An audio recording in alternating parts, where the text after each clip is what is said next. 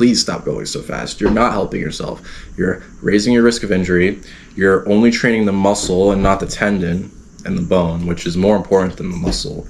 You're basically training the exterior of the car over the interior. You're making the exterior look super good to the average eyeballs, but then when you try to sell that exterior to someone and they drive the car and the engine bursts, they're confused because the car looks so good, but the engine's shit.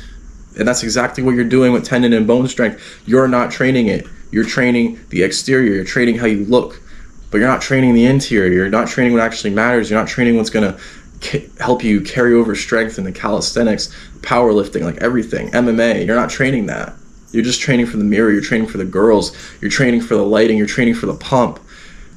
I'm talking to the people out there that want to be a warrior, not just look like one, but be one. And that all starts in the training room, the way you train. Because our bodies, our brains are extremely intelligent. Our bodies, our brains will adapt to whatever stimulus we give it, to however which way we pursue that stimulus. Our bodies and our brains will adapt to that.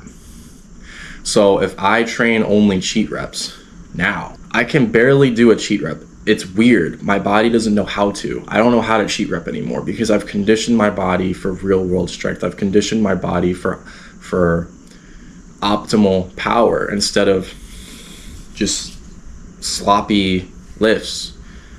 And you'll notice you'll probably, like, if you're inexperienced, you're looking at these bodybuilders and you're like, wow, they're so big. I want to look like that. They're so shredded. They're huge. They're muscular. I'm going to get all the girls. I'm not taking any of that away from them. That is true. But it's vanity. It's for the mirror. It doesn't carry over.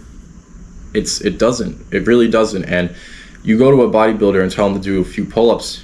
The average bodybuilder can't do more than a few strict pull-ups without kip because he hasn't trained his body for efficiency and power.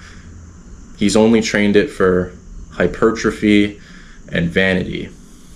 Aesthetics. But aesthetics aren't gonna save you, man. The thing is you can still look aesthetic. I do. It's just not in the same way as bodybuilder aesthetics.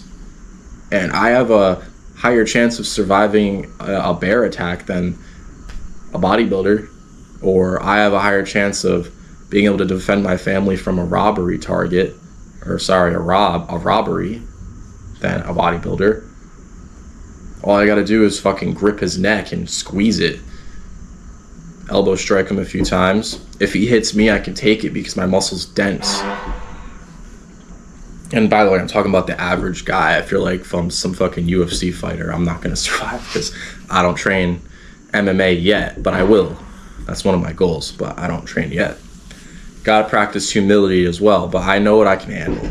The average guy is fucked. But yeah, I mean, this lesson, stop going so fast.